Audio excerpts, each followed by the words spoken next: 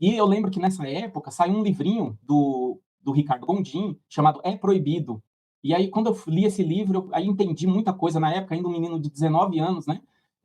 Entendendo muito do que era da vontade de Deus, vamos dizer assim, e o que era da instituição, e mais ainda o que era de interesse das lideranças na tentativa de dominar, de domesticar os comportamentos, né? De condicionar os fiéis a seguirem aquilo que se esperava, né? Bom, é isso, né? Saí do seminário em crise profunda com a igreja, criticando um monte de coisas e agindo de forma bastante incomum, né, para quem se esperava, né, de alguma forma que fosse se tornar uma liderança da igreja.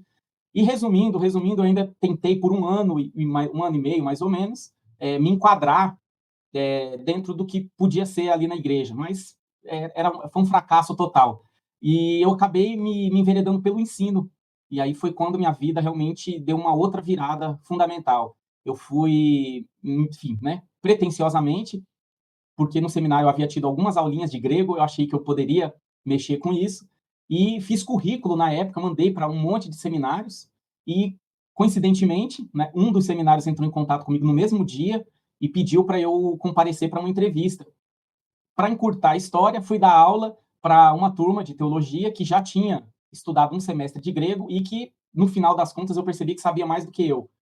E aí eu tive que correr atrás do prejuízo, fui estudar grego, aí agora um pouco mais sério, né? E principalmente o grego clássico e tudo mais, enfim, fui fazer cursos extracurriculares e tudo mais, e com isso eu fiquei vários anos dando aula de grego em diversos seminários em São Paulo. Mas como eu percebia que essa vida de professor de seminário, né, com uma graduação feita em Pindamonhangaba, sem reconhecimento do MEC, sem legitimação, eu precisava fazer um curso superior, né, que me respaldasse de fato profissionalmente para eu dar continuidade tanto à minha formação intelectual quanto à profissional. E aí com isso me interessei muito por teologia, por filosofia, cheguei a prestar vestibular e acabou não dando certo. E aí eu conheci ciências sociais, né?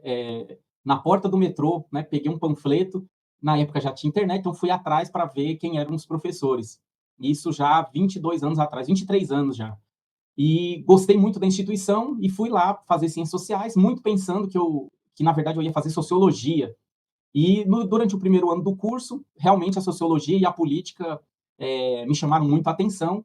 E quando eu entro no segundo ano do curso, que eu leio um autor chamado Marcel Mauss, eu simplesmente fico impressionado com ele, eu fico encantado, ele me cativa profundamente. E a partir daquele momento eu decidi que eu queria ser antropólogo.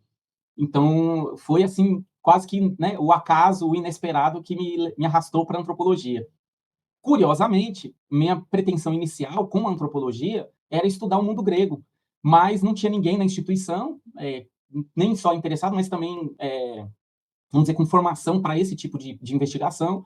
E eu acabei adiando, fui fazer pesquisa de iniciação científica, estudando pregadores de rua. Né? Tem alguns pregadores que ficam na Praça da Sé, no centro de São Paulo, já há quase 50 anos, revezando entre eles.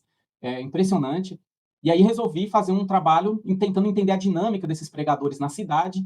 E isso mexeu muito comigo porque até então eu só estava pensando na religião em termos muito críticos, né? De que a religião tinha que ser superada, de que a religião era um problema, de que não era possível olhar para a religião com dignidade, né? Muito frustrado com tudo. E foi por essa experiência com a antropologia, né? E toda a preocupação em torno do relativismo que fez com que eu colocasse um pouco o pé atrás, diminuísse um pouco dos meus julgamentos e tentasse entender, nos termos que os próprios pregadores se colocavam, o que era estar na praça, o que era pregar ali. E assim, enfim, foi uma virada muito importante porque eu consegui olhar para a religião do ponto de vista compreensivo, né, do fenômeno.